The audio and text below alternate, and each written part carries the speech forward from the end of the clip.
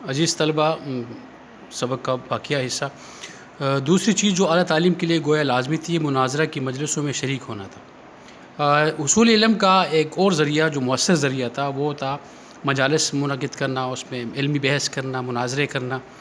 مشہور شہروں میں بحث و مناظرے کے لیے خاص وقت مقرر تھے۔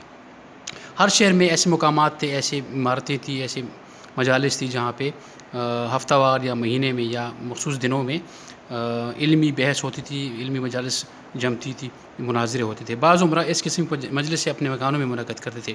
فقہ، ادب، نحو وغیرہ ہر قسم کے لیے، ہر علم کے لیے جداگانہ مجلس، ہر علم کے لیے، چاہے وہ فقہ تھا، ادب وغیرہ، ہر علم کے لیے الگ الگ مجلسیں منعقد ہوتی تھی۔ ان میں علماء اور طلباء دونوں شریک ہوتے تھے، اور کوئی ممتاز عالم بحث کی تصفیہ کے لیے انتخاب کیا جاتا تھا۔ کسی عالم کو دعوت دی جاتی تھی جو اس علم میں عبور رکھتا تھا، دسترس حاصل کرتا تھا، وہ اس کو دعوت دی جاتی تھی کہ آپ آئیں، یہ جو علمی بحث ہے، یہ جو مسئلہ ہے، اس کا تصفیہ، اس کا حل کریں۔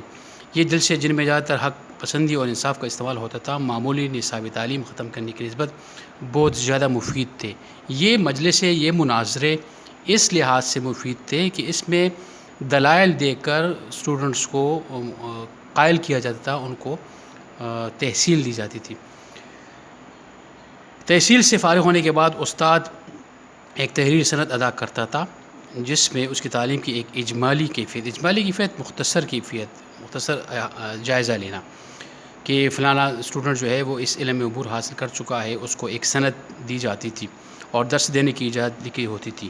اس سند میں وہ تلسان پہننے کی بھی اجازت تھی۔ تلسان ایک قسم کا رومال ہوتا تھا، مخصوص قسم کا، یا چادر جو علماء کندھے پہ ڈالتے تھے، یا گاؤن میں ایک مخصوص قسم کی پٹی ہوتی تھی جو اس بات کو ظاہر کرتی تھی کہ فلانا جو طالب علم ہے یا جو عالم ہے وہ کن علوم پہ عبور رکھتا ہے۔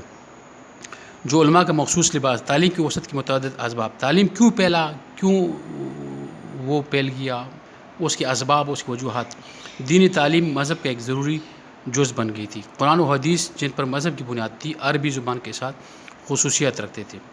اتنے تعلق سے نحو، صرف، لغت، معانی، اسم الرجال بھی گویا مذہبی تعلیم کے ضروری اجزاء تھے۔ مذہب کا چونکہ غلبہ تھا، لہٰذا ہر علم کو مذہبی نقطہ نظر سے دیکھا جاتا تھا اور مذہبی رجحانات کے حوالے سے اس علم کو منتقل کیا جاتا تھا۔ فلسفے نے علم کلام کی صورت میں مذہبی علم ہونے کی عزت حاصل کی تھی۔ اب خیال کرو کہ ایک قوم جس میں اسلام کا جوش ابھی تازہ ہے، جس کی رگوں میں ہنوز، عرب کا لہو ہے، ہنوز ابھی تک، جس کی ہمتیں بلند، ارادے مستقل، حوصلے وسیع ہے اور پہم مسلسل، ملک کی کامیابی نے اس کے جوش کو زیادہ تیز کر دیا ہے۔ جب کسی کام پر پوری توجہ شمال ہوگی تو اسے کس حد تک پہنچا کر رہے گی۔ اب یہ کہنا یہ تھا کہ وہ لوگ جس پہ عرب کا غلبہ تھا، جو عربی علوم کا جس پہ غلبہ تھا اور جو مسلسل ایک کام ہو رہا تھا، یہ دیکھ رہا تھا کہ اس علم نے، اس تحصیل نے طلباء میں کیا تبدیلیاں رونما کی ہے۔ عرب کے سوا دوسری قومیں جو اسلام قبول کر چکی تھی، مذہب نے ان کو بھی انہیں سرگرم جذبات سے بھر دیا تھا جو عرب کے ذاتی خاصیت تھے۔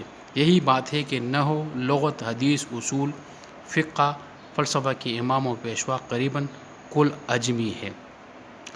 یہ جو نحو، لغت، گرامر جو ہے، حدیث جو ہے، اصول جو شرعی علوم ہے، یہ بات نہیں تھی کہ جو عرب، چونکہ یہ علوم عرب سے لیے گئے تھے اور قرآن چونکہ عربی میں ہے، یہ بات نہیں کہ صرف عرب بولنے والے جو تھے وہ اس پہ عبور رکھتے، بلکہ جو اجمی لوگ تھے، جو غیر عرب تھے، یہ بات نوٹ کی گئی کہ وہ لوگ بھی ان علوم میں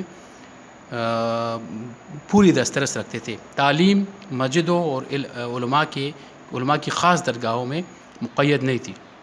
تعلیم جو تھی وہ محدود نہیں تھی کہ صرف مسجدوں تک یا علماء کی خاص درگاہوں تک۔ وزراء، حکام، فوجی افسر، اہل منصب، ہر طبقے کے لوگ پڑھاتے رہتے تھے۔ جو دوسرے شعبوں کے لوگ تھے وہ بھی پڑھتے تھے اور پڑھاتے بھی تھے، یعنی صرف مسجدوں جو علماء تھے ان تک تعلیم محدود نہیں تھی۔ وزارت کے کثیر الاشغال وقت میں بھی بول سینا کی خدمت میں مستعد طلباء کا ایک گروہ حاضر رہتا تھا۔ دیگر شغل رکھنے والے لوگ جو تھے وہ اپنے شغل بھی جاری رکھتے تھے اور